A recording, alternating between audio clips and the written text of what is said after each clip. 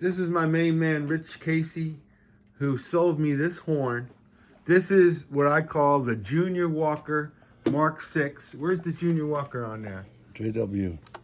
You know where it is? I know where It's it right is. there. There it is. JW. Yeah. And There it is, right there. JW. And JW. Here is So tell me the story and behind this Here horn. is the Farees. That's Farees. What does that mean? Farees Tool and Supply. That's these people right here. See this? What is that? That's the company that rebuilt the horn. Okay. And the guy's name was, I think, Gary. Oh, I thought you rebuilt it. No, I got it from Gary Faree. If you look at here, you'll see all the family members of Faree Tool and Supply. And one of the Farees was a friend of Junior Walker's. Oh, okay. So tell me this whole story from the beginning that you know. Okay. Well, I think Just so we have it documented. the gentleman brought this horn to Sam Ash when I worked there many years ago. It was a freshly relacquered. Oh, that was relacquered? Oh yeah, right. Oh, I didn't know that was relacquered. Oh, see, look at it. They were never this color. What color were they? This color. Well, you said they were never this color. This not this bright color when they knew they were that way. This horn is 60 years old. All right. Okay. Right. Right. So, So go on. this guy brings it to me and wants me to work on it. So okay. That's nice. And then he told me how he got it. I said, well, how'd you get it? Well, I learned from talking to Junior Walker that he grew up in Blythesville, Arkansas, I think it was. Arkansas or Indiana? Arkansas. Arkansas. Okay. So we were friends, and we got to be friends because this guy was a truck driver, and he would go to a lot of Junior Walker concerts. The Junior Walker actually said, "Hey, who are you?" "Well, I've been a fan of yours," and they became very friendly. I guess one of the conversations was, "Well, who takes care of your horn?" He said, "Well, Farees, Michigan takes care of it." Okay, Farees, Michigan. And then years went by, and my friend said, "You know, Junior Walker's a famous guy. Where'd you grow up?" He's told him Blythesville. So he passes away. And then apparently my friend tracked down this little town and said, "Do you know that you had a kind of a well-known person grew up in this town? There's a saxophone player with a nice band called Junior Walker." "Oh. Okay, well, could you name a street after him or something like that?" He goes, "Well, really? So he was talking to who? The mayor of the town? Somebody like that." Some official from the town? Yeah.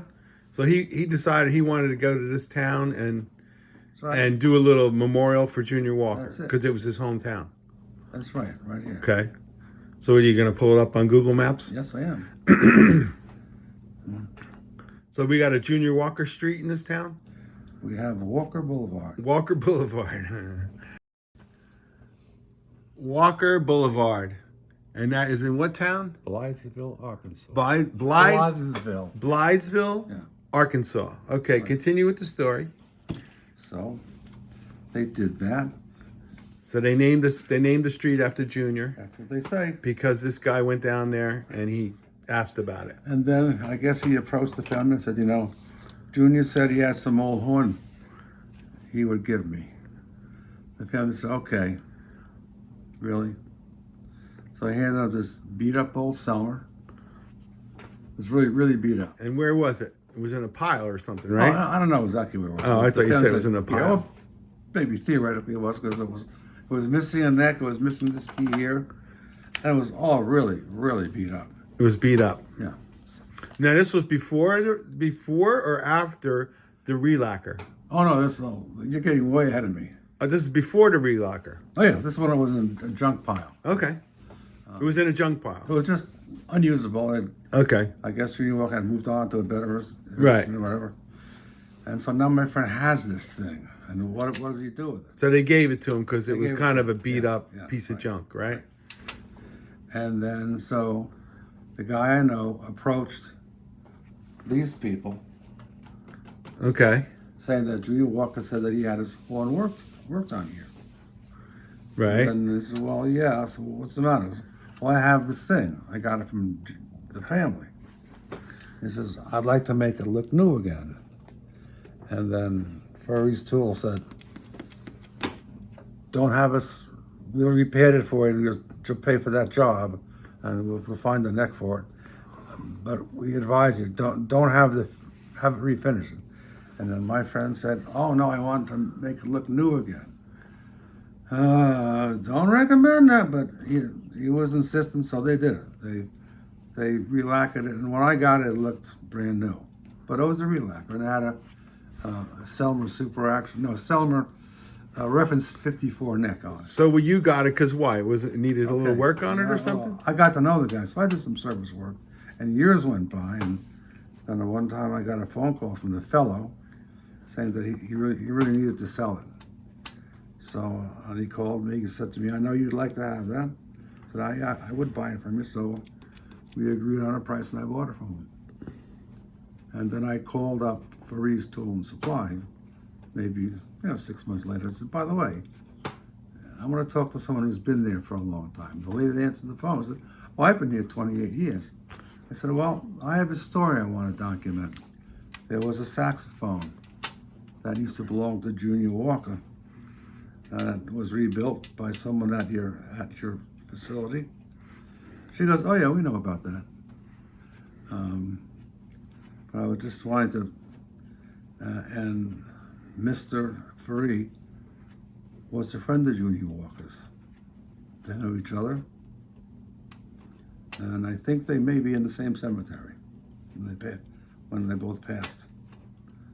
Of course, that I had no way of researching that, but the people I spoke to were very familiar with this horn that had been rebuilt there, and I had receipts for the work that was done on it. That was paid for in installments. That was back in the 1990s, and here it is now.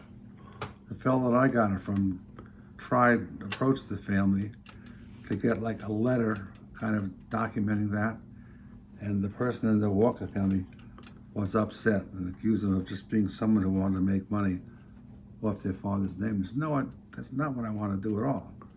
So, well, leave us alone. And that's where it ended. So when you got it, well, I'm just a little confused about something. What? Because you said it was rebuilt. Yeah, it was rebuilt. And then what happened to it after it was rebuilt? Your friend had it. Yeah, so why was it missing a neck then when you got it? No, it wasn't missing neck when I got it. It was missing neck when he got it. Oh, okay. Oh, I see. And So they put a new. So they got a brand new neck for a brand new Selmer. Now this neck is not a Selmer neck, No, though, that's is not it? it. No, What kind of neck is this? I have the neck that was on this when I got it. This is a Buscher neck, right? That's a buffet neck. Oh, buffet neck. Sorry, buffet neck. Yeah. And what started the whole neck search thing is the neck that was on it didn't play. And I didn't use it much because I didn't like how it played. Mm-hmm. So this thing languished in my possession for quite a long time. Yeah, until I got a hold of it. Well, I finally found a neck, and that neck is this neck. Right. But I went through half a dozen other necks searching for a neck that would work on this horn. I tried a lot of different Mark VI necks, and I was disturbed that none of these necks played on this horn. What is with this horn that Selmer necks? I had Yamaha necks on here. Russ Ackerman sold me a neck. Russ Ackerman. It was better, but it wasn't. So I kept searching and searching and searching. And finally I got this. I said, now we're getting close. And then I began doing the neck adjustments with my voicing tool. And all of a sudden one day I got it. My friend Nick was here. I said, that's it.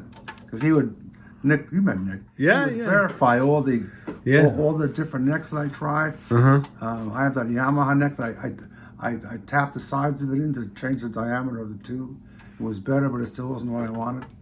And this neck did the trick. Yeah. And that's why then this neck is on the horn with these little dimples in it, which I swear do not change its neck.